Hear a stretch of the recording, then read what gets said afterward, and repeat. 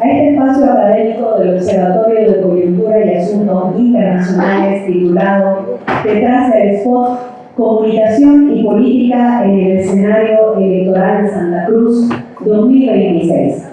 Esta actividad ha sido concebida como un ejercicio universitario de análisis, reflexión y lectura crítica de la propaganda política en tiempos de alta exposición mediática, plataformas digitales, segmentación de públicos y nuevas tecnologías aplicadas a las campañas electorales alrededor del mundo. Es importante señalar con toda claridad que este es un evento académico de índole analítico. El ejercicio que realizaremos hoy se concentra únicamente en un spot propagandístico por candidato, seleccionado entre aquellas piezas que mejor responden a la lógica y estructura de un spot electoral, y no pretende constituirse en una evaluación integral de toda una campaña. Del mismo modo, este espacio no busca influir, orientar ni estimular de ninguna manera la decisión de votación de las personas. Su propósito es estrictamente formativo, aportar herramientas de interpretación desde la comunicación y desde la política, con neutralidad técnica y valor pedagógico. En esta sesión revisaremos primero los spots de los candidatos a la gobernación del departamento de Santa Cruz y posteriormente los correspondientes a los candidatos de la alcaldía municipal de Santa Cruz de la Sierra. En ambos casos, el análisis será centrado en candidaturas que registran intención de voto según las encuestas difundidas públicamente. Ahora bien, voy a presentar a los panelistas que nos acompañan esta mañana.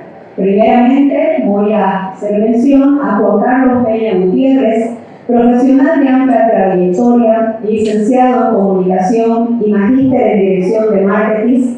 Además, es embajador neo del Sistema Original de Comunicación Estratégica. Posee estudios de posgrado en áreas fundamentales como educación superior, metodología de la investigación científica, imagen corporativa, producción audiovisual y producción de programas informativos por la radio. Es autor de libros y artículos de corte investigativo y académico. Actualmente se desempeña como jefe de la carrera de Comunicación Estratégica y Digital de nuestra institución. En este momento, Juan Carlos Peña realizará la selección y exhibición inicial de los spots elegidos al azar y desarrollará la lectura comunicacional de cada pieza. A continuación, también voy a presentar a Miguel Francisco Jiménez Canido, profesional en Relaciones Internacionales, Convención en Resolución de Conflictos. Cuenta con especialización en acción exterior de gobiernos locales a través del diplomado UNAM ALAS, así como diplomado en docencia universitaria en gestión educativa y ecosistemas digitales. Ha complementado su formación con estudios en género, liderazgo político en el contexto latinoamericano y gobierno en la era de las redes sociales, ambos impulsados por la Organización de Estados Americanos. Se desempeña como docente universitario y analista de temas internacionales y cuenta con cerca de 12 años de experiencia profesional en organizaciones de la sociedad civil, la administración pública y el ámbito académico. Actualmente es jefe del Departamento de Internacionalización de nuestra institución y es coordinador general del Programa de Movilidad Académica Administrativa de CRISCOS. En esta jornada, Miguel Jiménez realizará la lectura política de las piezas seleccionadas, complementando el abordaje comunicacional desde una perspectiva analítica e institucional. En este momento voy a ceder la palabra al licenciado Juan Carlos Peña para que pueda mostrarnos los spots correspondientes a los candidatos de la gobernación. Muchísimas gracias, muy buenos días a todos. Antes de comenzar y mostrar los spots publicitarios que ustedes primero lo van a ver y después los vamos a analizar, quiero comentarles algunas cosas relacionadas a esta primera parte del trabajo que se ha hecho. En primer lugar, aquí está qué es lo que queremos nosotros. Queremos desarrollar la comprensión de la estrategia, como dice ahí, detrás de la pantalla. Es decir, ¿qué es lo que queremos? Queremos que desmontar la propaganda para entender la persuasión política. Queremos analizar y aislar el mensaje de las plataformas políticas y evaluar piezas audiovisuales como artefactos de comunicación. Y tercero, una nota aclaratoria sobre spots propagandísticos y estructuramos este análisis desarrollando obviamente las tradiciones informales, recorridos espontáneos de los spots y además de las personas y de las personalidades que han trabajado en ese aspecto. Ahora, empezamos por algo muy importante. ¿Cuál es el tablero del control metodológico? ¿Qué es lo que vamos a hacer y qué es lo que hemos hecho en la parte de comunicación? Hay 8 criterios, y ustedes lo están viendo acá, lo hacemos rápido porque son muchos spots para analizar, por eso lo vamos a hacer rápido. Miguel también lo va a hacer en la parte política. Hemos tomado estos 8 criterios que ustedes ven aquí. La producción audiovisual, la llamada a la acción, la coherencia narrativa, los recursos retóricos, el público objetivo, el tono comunicacional del spot, el posicionamiento y el mensaje central, es decir, el argumento núcleo de la pieza. Y una aclaración metodológica, el análisis se restringe estrictamente a lo inferible de la pantalla, observada en los spots propagandísticos. Es decir, no estamos yendo más allá que lo observado en la pantalla. Así que yo le voy a pedir, por favor, si puede el compañero que nos está ayudando acá, comenzar a mirar los spots. Vamos a ver 5 spots y vamos a comenzar con el primer spot, que es del candidato a la gobernación, porque vamos a iniciar en ese sentido, el candidato a la gobernación Branko Marinkovic. Así que por favor le voy a pedir al compañero que saque de la pantalla y vamos a colocar el primer spot.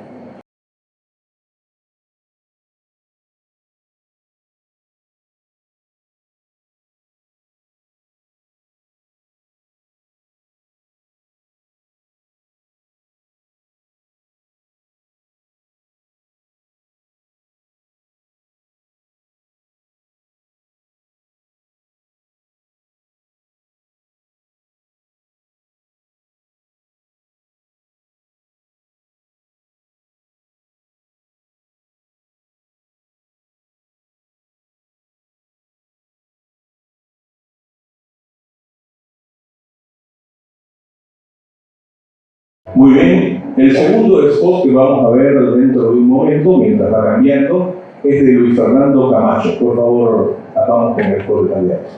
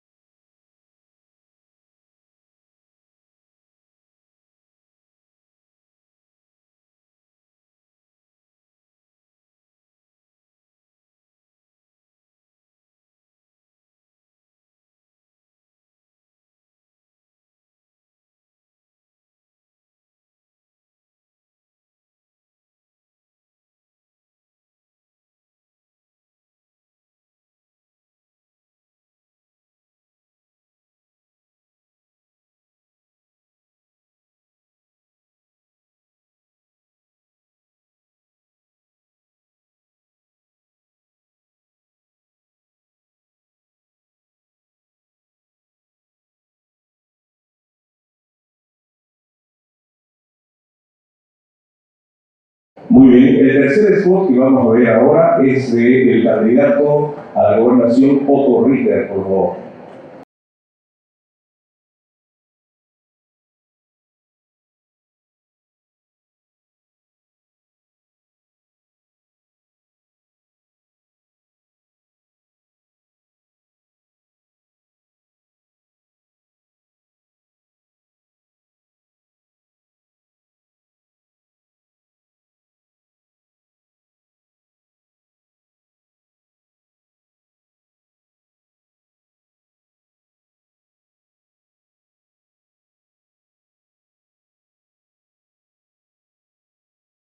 El cuarto spot que vamos a ver es el del candidato a la gobernación, Juan Pablo Velasco.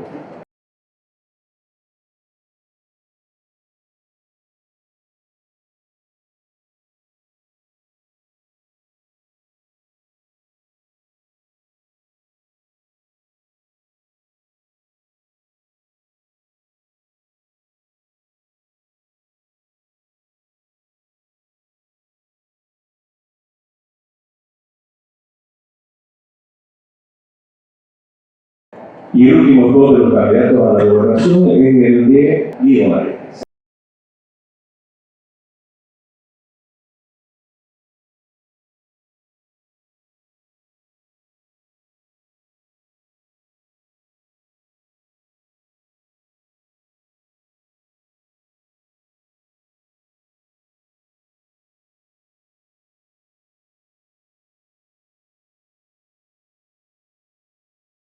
Muy bien, esos son los 5 spots que hemos visto para comenzar el análisis. Yo voy a trabajar en el ámbito comunicacional, el licenciado Jiménez va a trabajar en el ámbito político, entonces vamos a ver esos cambios y esas formas entre cada uno de ellos. Si pasamos al próximo, por favor, aquí tenemos el candidato Branco Marinkovic, no sé dónde desde mí. Miren ustedes, esta es una lámina bastante interesante, porque si usted mira, usted puede ver la ficha técnica al lado izquierdo, ¿no? En donde está relacionado cuántos segundos, qué formato es el que tiene el candidato, ¿no? Y comenzamos a trabajar de izquierda a derecha, ¿no? Desarrollando obviamente todo lo que hemos analizado, para terminar en el eje dominante. El mensaje y el posicionamiento, él, como dice en su spot Branco, dice que apunta a la soberanía de los recursos y se posiciona como un hombre práctico, como un hombre de campo, como un hombre alejado de los funcionarios del escritorio que va a trabajar bastante cuando sea gobernador. En el tono público, y público mejor dicho, es firme, tiene un contenido propositivo, ¿ya? Y está dirigido con exclusividad este spot al sector agropecuario, empresarial y transportista cruceño. Acordémonos que no estamos hablando de una campaña completa, estamos hablando solamente del spot.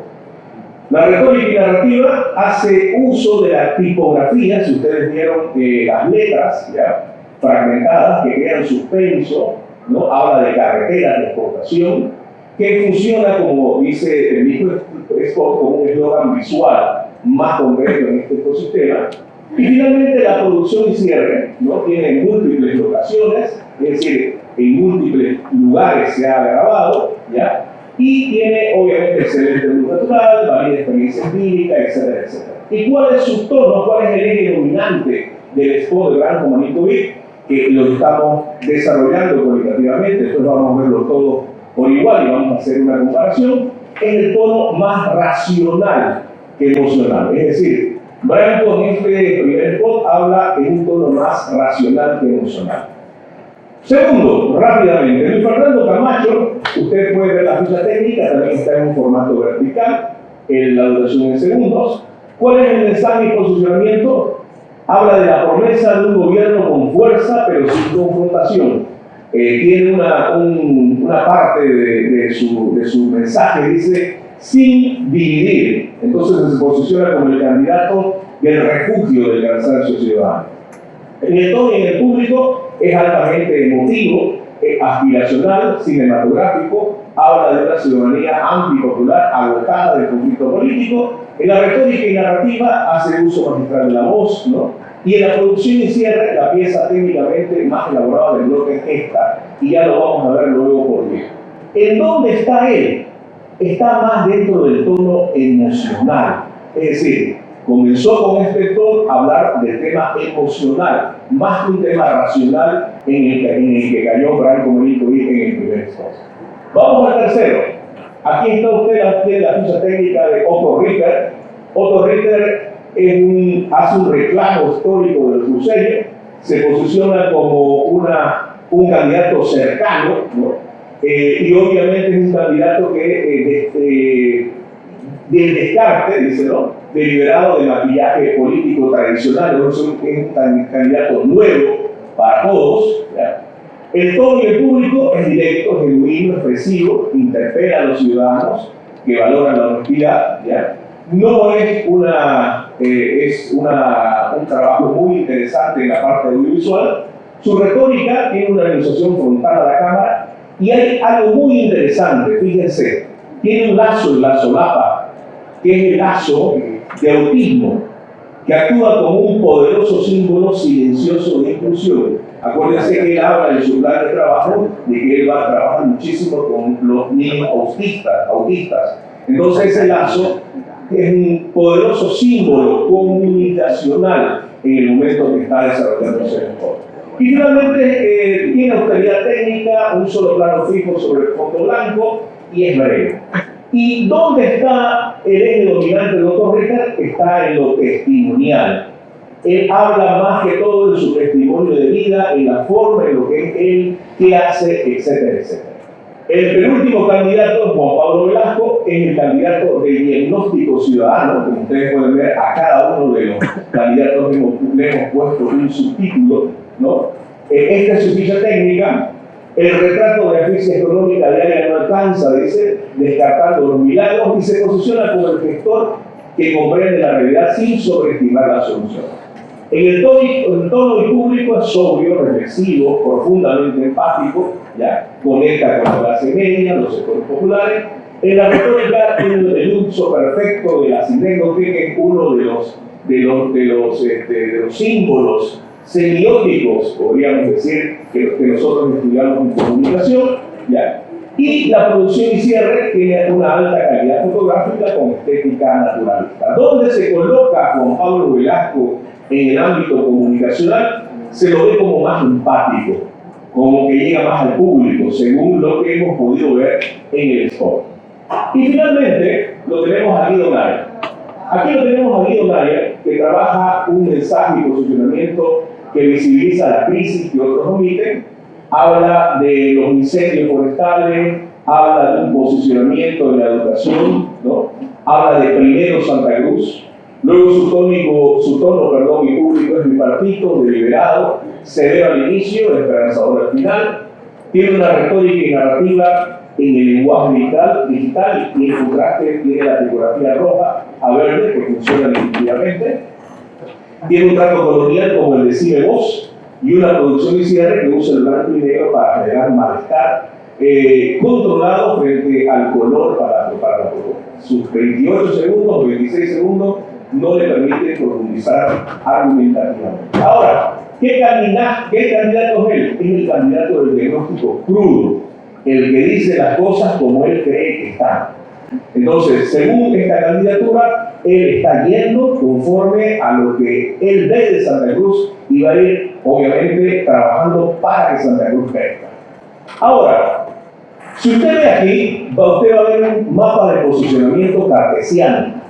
¿Dónde están en este momento los candidatos? Si usted se fija, hay en el cartesiano hay una emoción de identidad con una razón propuesta y una producción elaborada y una austeridad testimonial. ¿Dónde está Branko Marinkovic? Está entre la producción elaborada y la razón y la propuesta. ¿Dónde está Guido Naya? Está en el medio, entre la razón y la propuesta y la emoción y la identidad. Luis Fernando Camacho está entre la emoción y la producción elaborada. Otto Richter está entre la emoción y la austeridad testimonial, lo mismo que Juan Pablo Velasco, entre la razón y la austeridad testimonial. Ahora mire usted, ¿cómo trabajamos esto? Miren este mapa. Si usted ve, cuando vemos el mapa cartesiano podemos ver que la pelea no es por la misma audiencia, sino por tipos de credibilidad que cada campaña encarga. Número 2. Branco monopoliza la zona de propuesta concreta. Camacho, la de legitimidad emocional de amplio alcance. Otto, Velasco y Guido ocupan nichos reconocibles, pero aún no controlan el centro decisivo del tablero. Y la lectura operativa, el cuadrante más disputable, es el que une la emoción con la ruta del gobierno. Es decir, hoy casi nadie lo cierra por completo. Entonces, ¿cuál es la situación? La campaña que conecte afecto, solución verificable y orden de voto tendrá ventaja sobre el indeciso y el pragmático en ese sentido. Ahora, estamos viendo rápido porque tenemos poco tiempo, lamentablemente. ¿Cuál es el balance del tablero? ¿Cuál es el acierto principal de la campaña? Si lo vemos a blanco, la síntesis propositiva. Y ustedes pueden ver qué síntesis propositiva ahí habla Branco Brancovich. Si ustedes lo ven a Camacho, el poder de la humanización. Otto Ritter y Juan Pablo Velasco, el magnetismo de la autenticidad. Y Guido Nayar, la disrupción estética. Si ustedes pueden ver, pueden ir observando que el desarrollo mismo de las campañas está en relación, lógicamente, a cada acción comunicacional y a cada estrategia comunicacional que seguramente los estrategias comunicacionales del candidato están desarrollando y están trabajando. Ahora, ¿cuál es el riesgo? ¿Cuáles son las vulnerabilidades? Rápidamente, el riesgo de vaciamiento programático y el riesgo de desconexión personal o argumental. Aquí ustedes pueden ver que Camacho tiene una hiperemotividad, ¿no es cierto? Y Ritter, que son pragmáticos, y Marinkovic, Velasco y Nayar pueden tener un riesgo de desconexión personal o argumental, como ustedes pueden observar. Dice que ya sea por un encuadre lejano, una presencia visual casi fantasmal del rostro del candidato, o la extrema brevedad que impide desarrollar soluciones lógicas a los problemas denunciados, la audiencia puede aceptar el mensaje sin asociarlo a la persona. Y finalmente, aquí hay algo muy interesante y como tenemos que ir rápido, le voy a pasar la palabra luego al licenciado Miguel. Miren ustedes, el salto pendiente, del diagnóstico a la acción. ¿Cuál es el riesgo? Esto. En todos los spots hay lo que se llama la ausencia de conversión. Es decir, se dice lo que se tiene que decir, pero no se llega a convencer como se tiene que convencer. Obviamente que en un spot nosotros no vamos a convencer a alguien, pero escuchen, el spot propagandístico es vital siempre para, obviamente, que la gente por lo menos comience a hacer un convencimiento o un parecido. En este caso hay un abismo táctico. Dice, ninguna campaña ha diseñado un puente verbal o visual que instruya al votante sobre qué hacer a continuación. Es decir, el convencimiento se queda atrapado en el teléfono. De ahí no pasa. Entonces es importante que nosotros podamos observar y podamos ver que estos spots todavía no tienen el poder de convencimiento que deberían tener, porque cada spot tiene que tener un poder de convencimiento y en ese sentido es importante que todos nos tengamos en cuenta ese tema. Ahora le voy a pasar rápidamente al licenciado Miguel para que él pueda conversar y hablar sobre el tema político. Muchas gracias a todos por su participación. En primer lugar, me gustaría destacar este espacio en un día que además es emblemático, porque hoy, hasta las 23 horas con 59 minutos, los candidatos podrán desplegar cuestiones comunicacionales y llamar o pedir al voto. A partir de mañana, ¿no?, de las 6 horas, hay un tiempo de veda electoral, de reflexión, y lo que el Observatorio de Coyuntura y Asuntos Internacionales de UTESA quiere lograr en esta oportunidad es contribuir en este sentido de la reflexión. Y un dato no menor, cuando organizábamos el evento, veíamos que invitábamos a estudiantes de relaciones internacionales, probablemente de derecho, de marketing, de comunicación, que a priori no tienen los mismos intereses o inquietudes, por eso hemos dividido el análisis en lo comunicacional y lo político. Pero hay algo que nos preocupa y que como academia nos interesa, que todos tienen en común que son ciudadanos. Y como el voto en Bolivia es obligatorio, necesitamos, así como tenemos deberes, también tenemos derechos, obligaciones, y una de ellas es el ejercicio de la ciudadanía. Y elegir bien, porque después es muy fácil echar las culpas a quienes tienen que administrar la cosa pública. Entonces, en ese sentido y con ese preámbulo, creo que es importante conocer que en esta primera parte de mi intervención, que sería la elección departamental, es históricamente algo nuevo. Solo se han registrado hasta ahora 3 elecciones. Me imagino que ustedes hasta recordarán quiénes han sido los gobernadores desde el año 2010. Por tanto, el próximo domingo elegiremos por 4ª vez a este nivel de gobierno departamental. En esta oportunidad participan 11 candidatos y aquí un dato importante. Básicamente 5 de ellos postulados por un partido político y 6, la mayoría, por agrupaciones ciudadanas o alianzas políticas. Para quienes trabajamos en el mundo de la política, esto es una señal que tenemos crisis del sistema de partidos políticos, crisis de representación, de intermediación, porque un partido político que tiene dogma, tiene estructura, tiene meritocracia, tiene ideología. Las alianzas no, por eso hay partidos sin candidatos y candidatos sin partidos, y también luego hay la compra de candidatura, el transfugio, entre otros elementos que degradan nuestra democracia y la hacen, por supuesto, especialmente para gente como ustedes, la mayoría jóvenes, millennials, algo menos atractivo para generaciones como las nuestras que sí podemos comparar con otros regímenes. Otro elemento importante es que Santa Cruz actualmente representa aproximadamente el 26% del electorado nacional. O sea que esta es una plaza de poder muy importante con aproximadamente 2.1 millones de personas y de votantes. El grupo etario más importante es el rango que va entre los 26 y los 30 años, y luego entre los 21 y 25. O sea que de esos 2 millones, más de 1 millón de votos es público y voto joven. Por eso es importante el teléfono, por eso es importante el video, el algoritmo y este análisis comunicacional que acaba de hacer mi colega.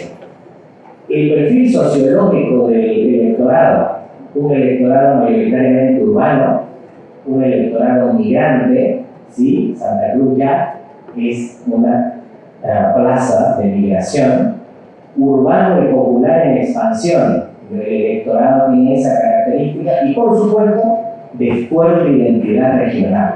Por eso es llamativo que el gobernador en funciones que busca su reelección nunca se había dado en esta corta historia del 2010 hasta la fecha que sea aliado del gobierno nacional. Vamos a ver los resultados del domingo si eso funciona.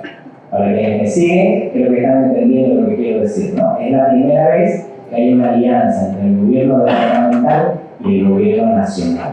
Por tanto, no es casualidad que ayer lo habíamos visto al gobernador Camacho en Brasil en la misión o visita bilateral del presidente Paz Pereira con Lula da Silva. Y algo no menor, que se elige este 22 de marzo. No es un dato que debemos dejar pasar por alto. Elegimos al gobernador, por supuesto, pero también cuando votamos en la franja superior por cualquiera de las candidaturas, estamos votando por un candidato a vicegobernador o vicegobernadora. Y también en ese voto de la franja superior de la papeleta, por el asambleísta departamental por población, también llamado plurinominal. Hay 3 votos cuando yo decido marcar la casilla de la franja superior. Y un voto en la franja inferior, el asambleísta departamental, en el caso de Santa Cruz, por provincia o por territorio. Entonces, no menor para ver el escenario de la gobernabilidad. ¿Puedo votar arriba y abajo en línea? Sí. ¿Puedo votar cruzado? Sí. ¿Puedo votar solo arriba y no abajo? ¿O solo abajo y no arriba? Sí. Incluso puedo votar luego. Entremos en materia como contexto, porque si no, no tiene sentido. Voy a parar, con el permiso de ustedes. Y bueno, similar, vamos a seguir el formato de mi colega, pero en este caso pensando en maneras políticas.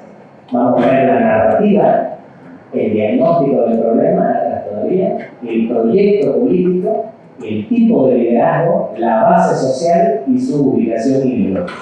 Pensando con esa misma declaración que es sobre la base de los spots. Spot no es igual que campaña, no es igual que proyecto, y en el caso de la política no es igual que la gestión. Es decir, una cosa es la campaña, una cosa es el discurso, otra la acción. Siguiente. En este caso, espero que todavía recuerden los spots, Juan Pablo Velasco, políticamente lo denominamos el candidato de la modernización liberal. Su perfil, o al menos el que quiere imponer, es el del liberal tecnocrático. ¿Cuál es su narrativa? Que Santa Cruz necesita un liderazgo nuevo y eficiente y plantea con urgencia el cambio generacional ante el agotamiento de la política y los políticos tradicionales. Por eso es que él apunta su campaña, ¿verdad?, a los jóvenes, ¿no es cierto?, a los emprendedores y a una clase medio urbana desencantada. Su proyecto político es la gestión tecnocrática, la innovación, el fomento a la economía digital. Y su liderazgo se posiciona como un empresario tecnológico, seguramente están pensando en la empresa, ¿no?, que él lidera, en la confrontación ideológica y se acerca, de cierta manera, al pragmatismo. Por lo tanto, su eje dominante, evidentemente, es tecnócrata moderno. Siguiente. Luis Fernando Camacho, el candidato de la resistencia regional. Su perfil ideológico es un conservador autonomista. ¿Qué narrativa tiene? El problema para él es el conflicto estructural, pero además irresuelto, entre Santa Cruz y el poder central. Normalmente dirige todo esto a un núcleo duro del electorado, que sería el electorado cívico, autonomista y conservador. El proyecto político es un autonomismo fuerte, una defensa irrestricta de la región, y esto es clave porque me imagino que está en el imaginario colectivo de todos, ¿no? La resistencia. Y el que sacó a Evo, ¿cierto? Ese es su capital político que lo exprime, y solo el tiempo de ustedes determinarán hasta cuándo.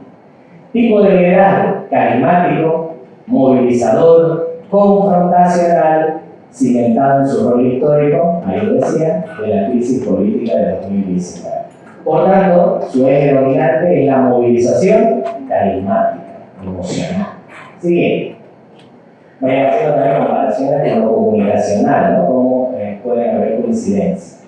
El perfil ideológico del señor Branko Marinkovic es el candidato del liberalismo agroindustrial. Su perfil ideológico es liberal económico radical.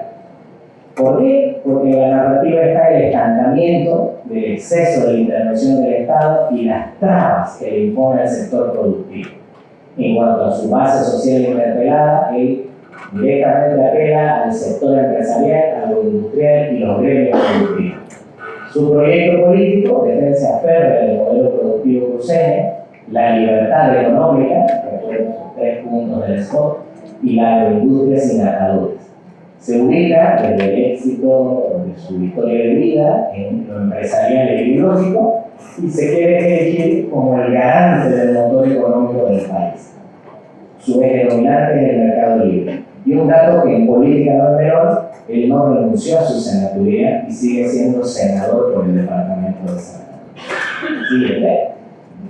Otto Lehner, el candidato de la institucionalidad moderada. ¿Qué significa? Que tiene un perfil ideológico centro liberal institucional.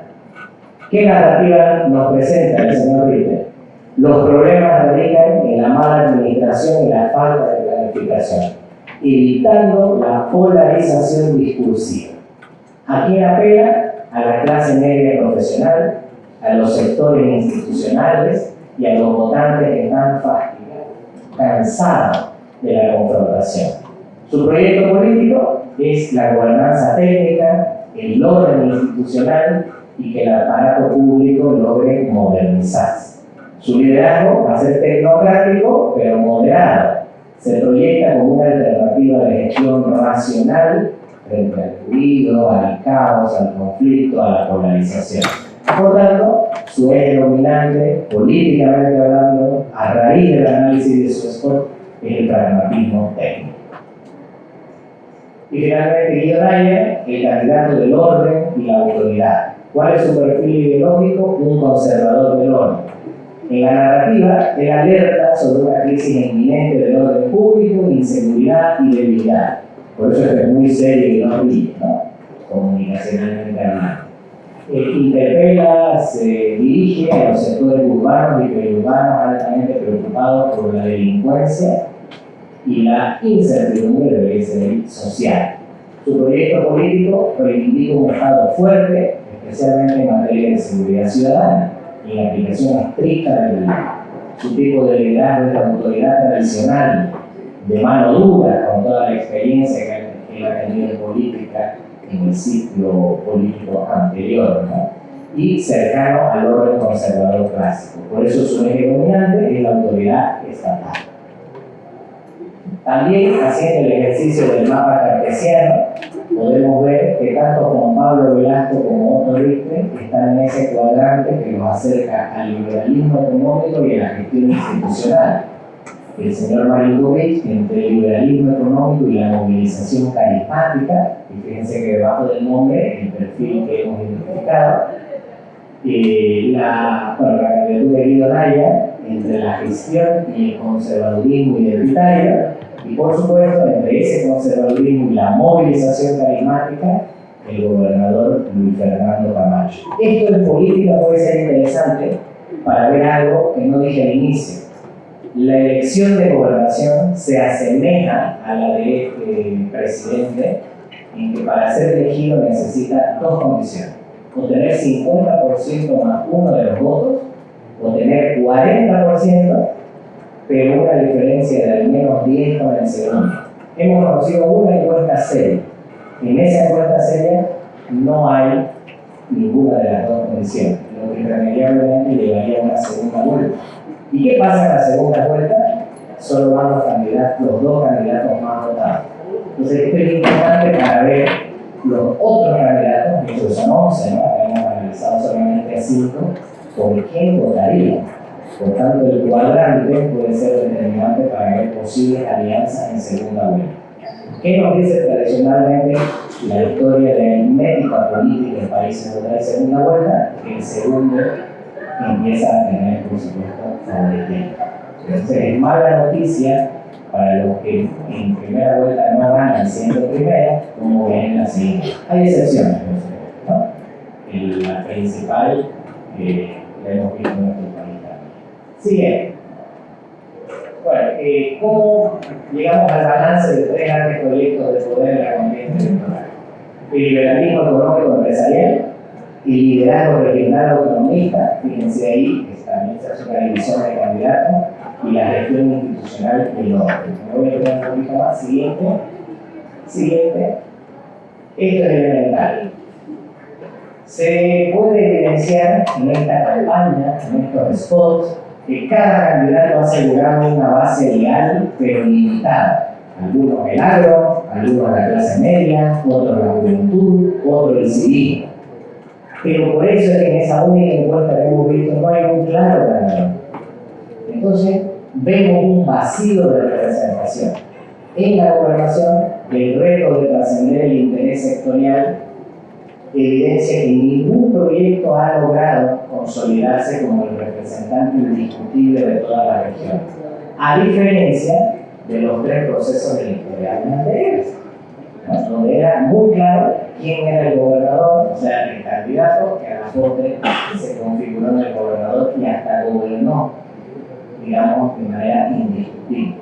El proyecto regional unificado entonces solo se va a lograr con un candidato Frankenstein, ¿no? Como siempre ocurre, parche, que tenga lo mejor de cada uno. Es el que logra articular economía, por supuesto eso es importante en el discurso identitario regional, identidad y gestión, bajo un solo parámetro discursivo. Por eso es que hay un gran desafío hoy en la decisión que podamos tomar el próximo domingo. Muy bien. Para concluir, en el análisis comunicacional de la gobernación, podemos decir que la eficiencia comunicacional definitiva no radica en quién tiene la mejor cámara, o no radica en quién tiene la propuesta más técnica, es quien logra que el ciudadano, sobre todas las cosas, sienta que está hablando de su propia vida. Entonces es interesante aquí que nosotros tengamos en cuenta los que estudian toda la parte de relaciones internacionales, políticas y los comunicólogos puedan desarrollarse en ese sentido. Por favor, vamos a entrar ahora a la propuesta de la honorable alcaldía municipal. Le voy a pedir a nuestro compañero que pueda colocar los spots. Antes de colocar los spots, yo tengo acá algo interesante que escribí y que dice lo siguiente: la alcaldía no es simplemente un cargo político más, es el cargo de administración directa de la vida urbana cotidiana. el transporte, la pavimentación, la recolección de basura, el alumbrado, los mercados, los parques. Gobernar una ciudad implica un tipo de promesa más concreta, más verificable, más expuesta a la rendición de cuentas diarias que cualquier otro cargo regional. Entonces, tomando en cuenta este tema, nos gustaría que empecemos, por favor, con el primer spot, y vamos a colocar dentro del primer spot, en este momento le digo, el primer spot a don Galiani, por favor. Adelante.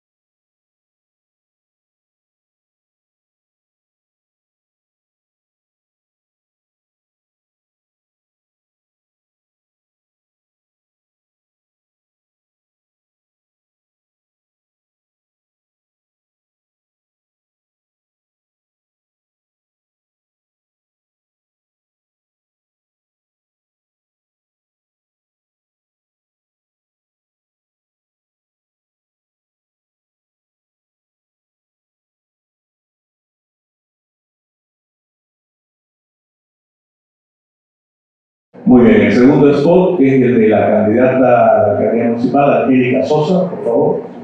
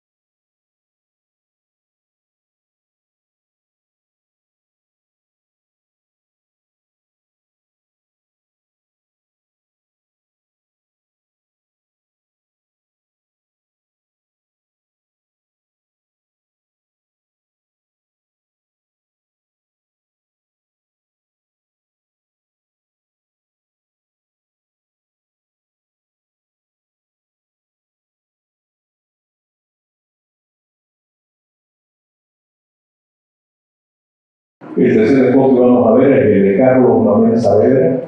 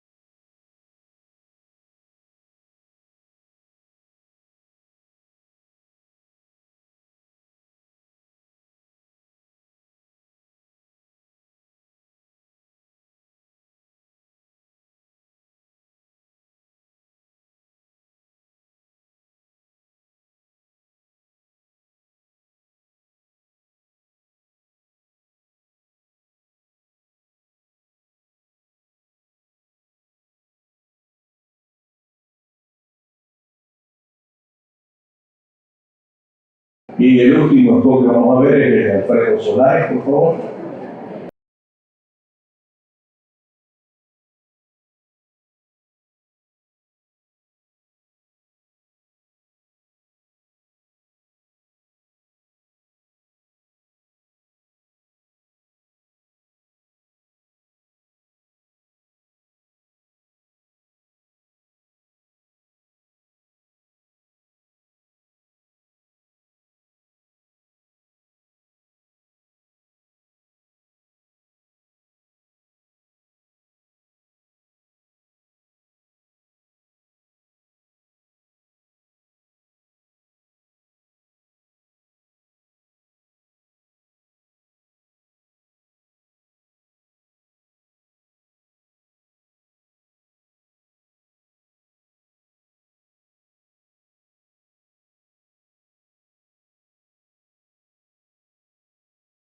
Muy bien, esos son 4 spots de los candidatos a la alcaldía municipal. Temas de tiempo, ya estamos inclusive atrasados. Ahora vamos a analizar estos 4 spots. Me gustaría, por favor, que nos pusiera el de exactamente la alcaldía municipal. Vamos para adelante, ya lo hemos explicado esto. Vamos con el primero, miren ustedes, este es el primero del spot con Gary Áñez, ¿no es cierto? Aquí usted puede ver la duración y el formato. Es interesante que este formato es el único formato horizontal que hay en la campaña de los spots. Todos los formatos son verticales. Si usted se da cuenta, el formato vertical desarrolla muchísimo el tema, sobre todo para las redes sociales.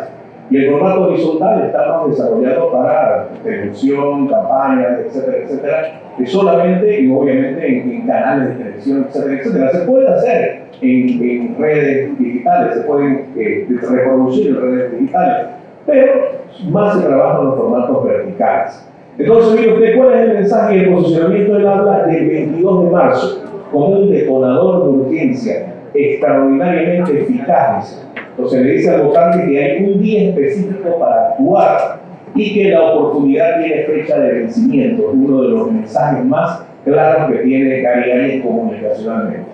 Cuando hablan en ese sentido, el tono es celebrativo, festivo, si ustedes se dieron cuenta, eufórico, es dirigido a un público amplio, un público diverso y es ideal para movilizar al votante ya convencido.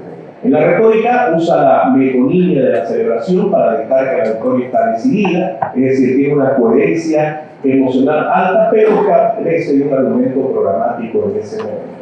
Y la producción y cierre es una factura de mayor calidad técnica del bloque, excelente uso del color rojo corporativo. Su cierre, con la fecha 22 de marzo, es el detonador de urgencia más directo del análisis. Usted puede ver que el trabajo relacionado con Gary Áñez está más dentro de lo emocional, ¿no es cierto?, que en otro sentido. Entonces, es importante que tomemos esa consideración en este primer spot. El segundo spot es de Angélica Sosa. Tiene el storyboard analítico como la candidata de la validación ciudadana, ¿no? ¿Cuál es su mensaje y el posicionamiento? Está basado en la presencia territorial comunitaria, en la declaración de fe y de progreso de la ciudad, en un tono esperanzador y moderado, no confrontacional, pero que interpela a la ciudadanía popular para que le den su voto. La retórica y narrativa delega su legitimación en la voz de terceros, la producción y cierre, una alta diferenciación visual, con el uso de contraste de gobernanima, pero ya es interesante que ustedes se van a dar cuenta. ¿Vieron ustedes un tractor amarillo por ahí? Hay un tractor amarillo por ahí que quiere tener casi siempre, ¿no?, que tiene que relacionarlo con Percy. Entonces es importante en el tono comunicacional y en la forma en cómo trabaja este spot, es que quiere haber una relación con la anterior gestión y con la gestión de los que dicen que ha sido uno de los mejores alcaldes de Santa Cruz, Percy.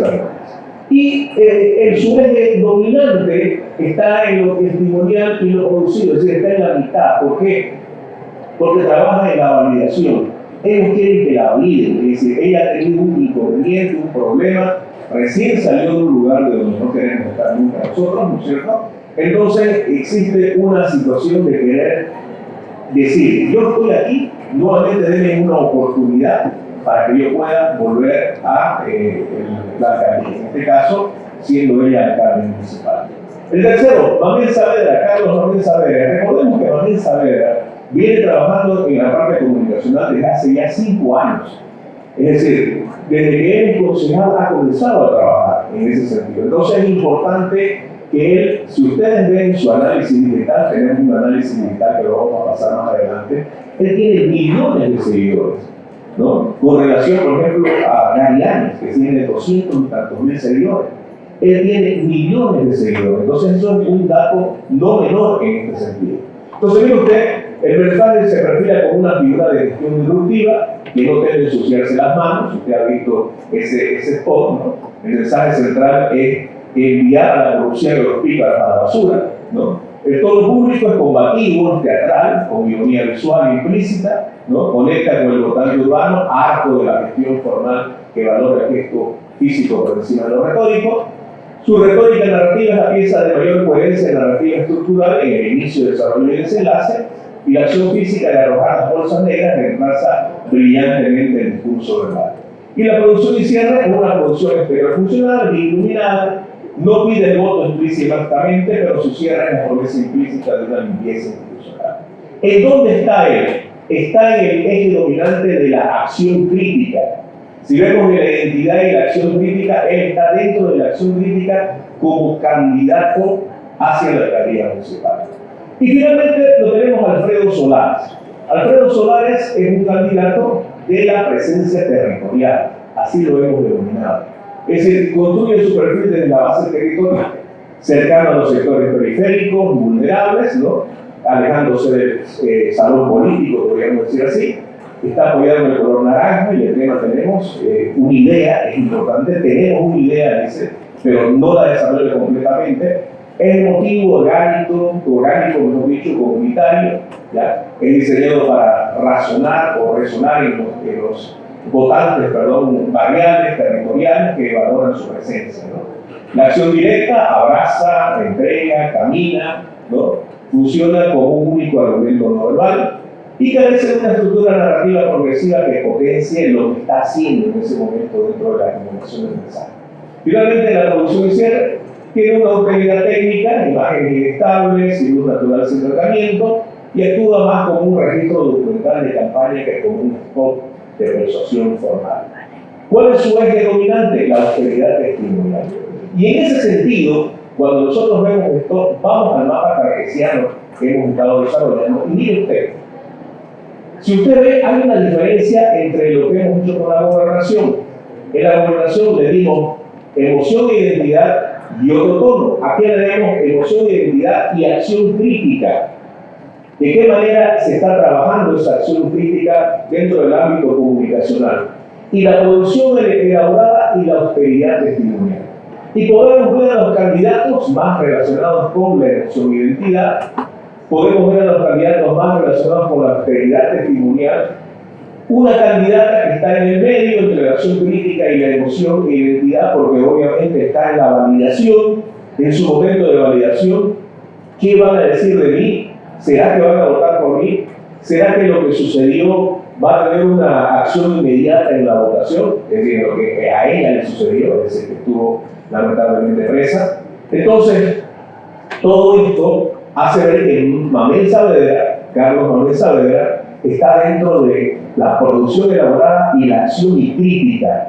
Es decir, está muy a la derecha, está muy trabajado en ese sentido, ¿no? Y podemos ver a Alfredo Solares, que está entre la emoción de identidad y la austeridad testimonial. Es decir, que habla muy poco, que se ve, pero que su mensaje es demasiado, es decir, no se entiende, no se escucha.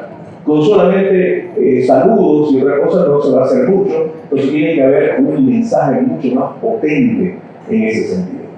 Si vemos, y aquí rápidamente lo vamos a explicar, la contienda se ordena por estilos narrativos, es decir, fiesta, validación, metáfora o presencia territorial.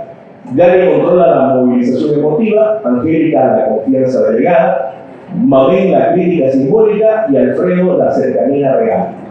Y el centro del tablero sigue libre, nadie combina todavía una identidad fuerte con una visión explícita de la ciudad. Hablamos del centro relacionado con la emoción, identidad, la acción crítica y la producción elaborada, porque la ventaja futura, dice aquí, no será solo visual, será quien traduzca personajes en planos urbanos verificables.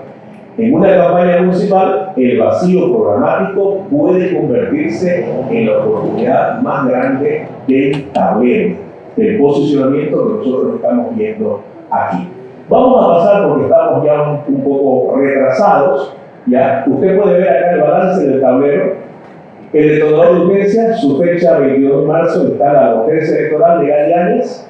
La identidad indeleble, el verde Lima y el testimonio de terceros logran que sin necesidad de autopromoción directa, el esposo inconfundible de Angélica Sosa, el ingenio metafórico que arroja bolsas etiquetadas con corrupción a la basura, y Alfredo Solares con la profundidad orgánica de su presencia comunitaria genuina y difícil de falsificar en un set de grabación.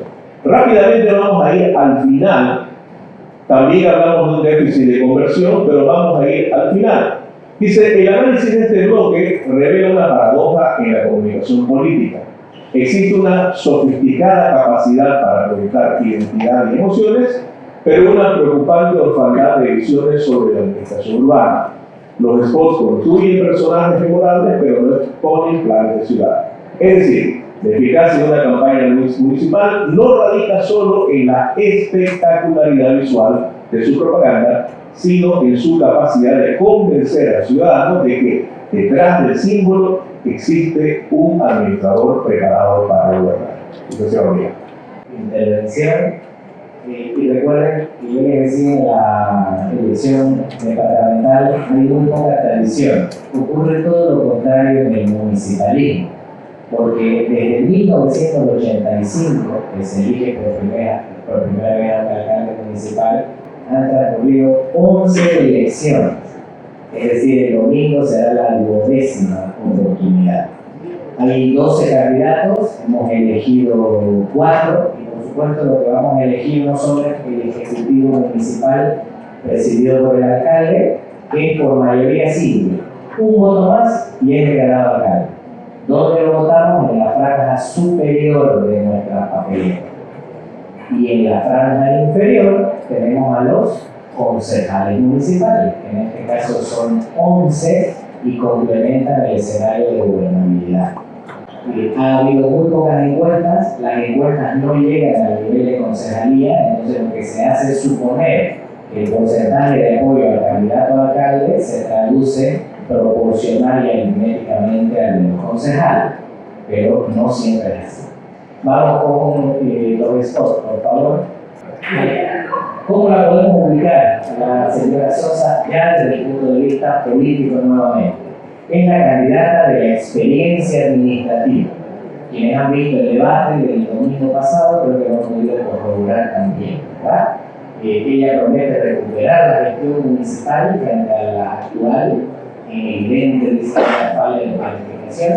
Y por supuesto, su eje, ¿por qué deberían votar por ella? Por su experiencia comprobada. Ese es la narrativa, ¿no? Propone una ciudad con planificación, una relación basada en un gobierno municipal eficiente y servicios de gestión técnica. Su liderazgo es evidentemente tecnocrático y administrativo y va dirigido por una clase media urbana y bastante tradicional. ¿Cuál es su adversario? La mala gestión actual, anclada en un centro liberal municipalista y, por supuesto, este tema que decía Juan Carlos de la percepción pública sobre las investigaciones judiciales.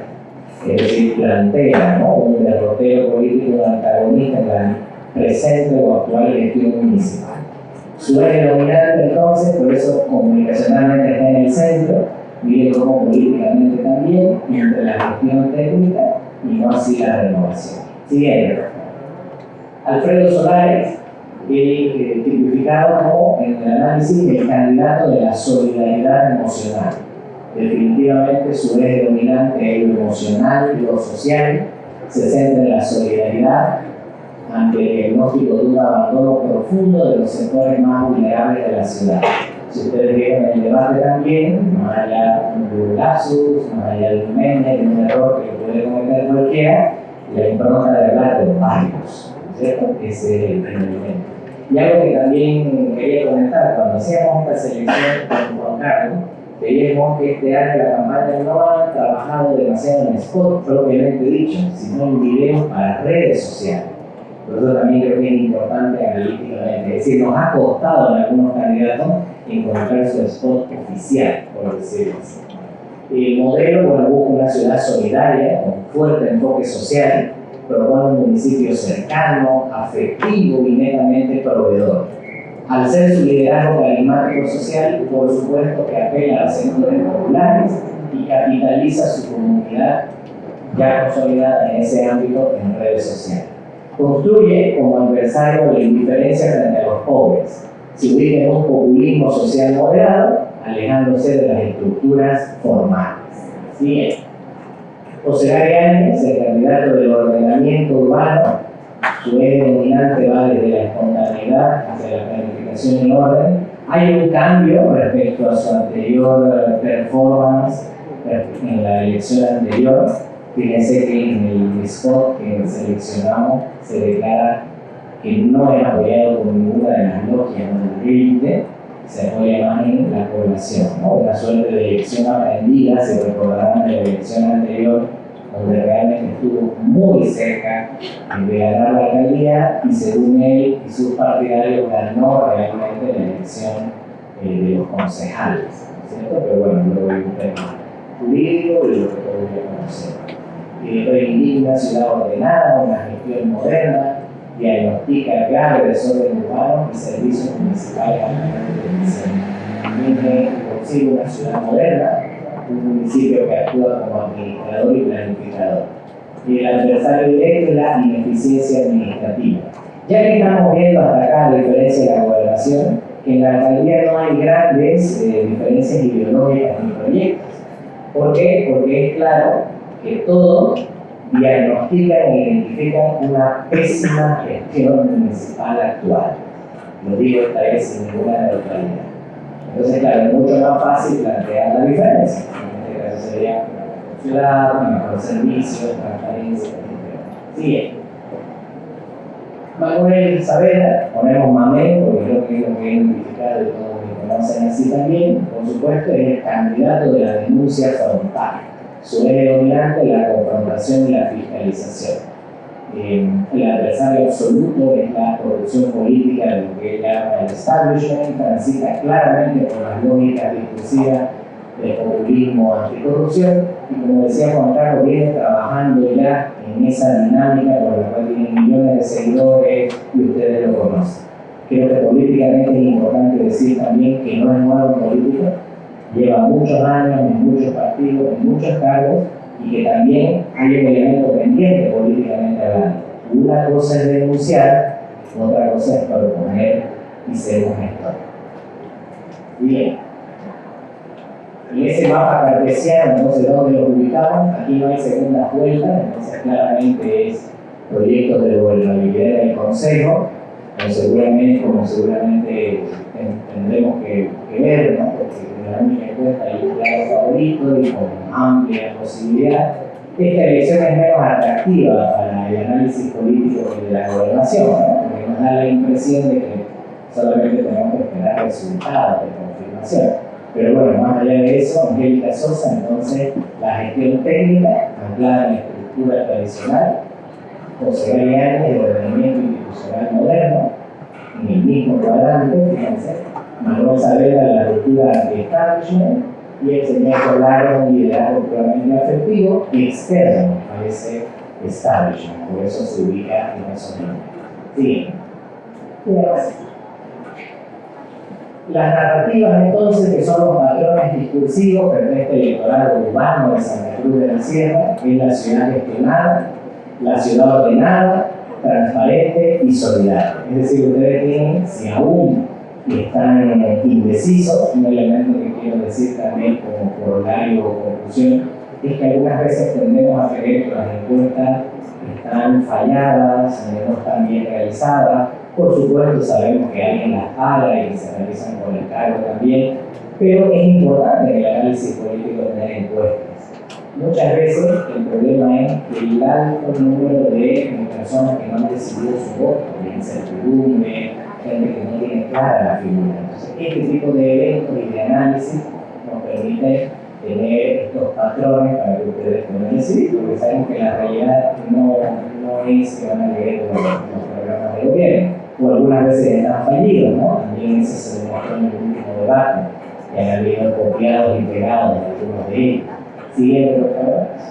Termino con esto. La interpretación política es que, en este caso, el electorado no va a elegir modelos económicos o revoluciones sociales. Digamos que en esta elección eso está claro, hacia dónde apunta el perfil ideológico de los candidatos, y la clave va a ser elegir entre curar la corrupción, ordenar el caos, retomar la experiencia o atender el abandono de la ciudad.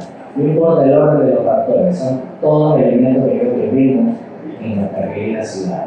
Entonces la competencia de la alcaldía ya no es un clivaje ideológico, ninguna campaña está hablando sobre ideología izquierda o derecha, y la verdadera disputa de liderazgo es quién puede administrar las crisis y qué heridas prioritariamente urge sanar de esta ciudad. Muchas gracias. Muy bien, para terminar, solamente para terminar, y no se siente negrito aquí, acompáñame, hay algo muy interesante que hemos tomado en cuenta en este aspecto.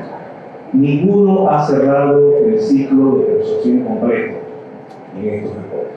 Es decir, la llamada a la acción en estos spots, por lo menos, es todavía demasiado débil. Y eso lo podemos ver en lo comunicacional y también en lo político, ¿cierto? Porque algunos son o muy racionales o muy emotivos, ¿no? O tienen diversos tipos de toques, digamos, como candidatos. Entonces, el plan de la ciudad verificable y el orden de voto fundamental aún no ha llegado. Es decir, ¿qué es lo que va a pasar con la ciudad? ¿Qué es lo que se va a hacer con la ciudad? Y en ese sentido, nosotros con Miguel hemos querido aportar un poco en esta situación, en analizar estos spots desde el punto de vista de comunicación, desde el punto de vista político, para ver también de qué manera nosotros somos atraídos como seres humanos, porque cada uno de nosotros tiene su preferencia o político o partidista, pero de qué manera hemos sido atraídos. Y es cierto, el ser humano tiene mucho de emoción y raciocinio, y el que sepa balancear entre la emoción y el raciocinio, yo creo que es el que hace el spot que realmente llega al más. No sé si el licenciado Miguel quiere tener algo más. Y con eso le queríamos concluir y agradecerle a ustedes por su atención. Muchas gracias. Antes de concluir este evento y como un aporte a la ciudadanía desde la Universidad Tecnológica Privada de Santa Cruz, queremos compartir un material preparado por el Laboratorio de Audiovisual Digital de UTEPSA. Se trata de un video informativo que explica de manera clara y didáctica cómo usted, estimado ciudadano, podrá emitir su voto en las elecciones de este próximo domingo 22 de marzo. Este domingo 22 de marzo, Santa Cruz vuelve a las urnas para las elecciones subnacionales, donde podremos elegir autoridades políticas departamentales, regionales y municipales para la gestión 2026-2031. En estas elecciones se elegirán gobernadores, vicegobernadores, asambleístas, alcaldes y concejales. Para votar recibirás 2 papeletas. En la primera papeleta correspondiente a la gobernación encontrarás 2 franjas. En la primera franja superior se elige candidatas y candidatos a gobernadora o gobernador, vicegobernadora o vicegobernador, asambleístas departamentales plurinominales. En la franja inferior se elige candidatas y candidatos a asambleístas departamentales por territorio o provincia. En la segunda papeleta correspondiente a la alcaldía encontrarás 2 franjas. En la franja superior se elige candidatas y candidatos a alcalde. En la franja inferior se elige candidatas y candidatos a concejales municipales. No olvides que puedes votar de diferentes maneras. Puedes hacerlo en línea, votar cruzado, o solo arriba o solo abajo. Recuerda, solo tu cédula de identidad original, vigente y física te permite votar. La democracia se construye con la participación de todos. Este 22 de marzo, participa, decide y ejerce tu derecho al voto.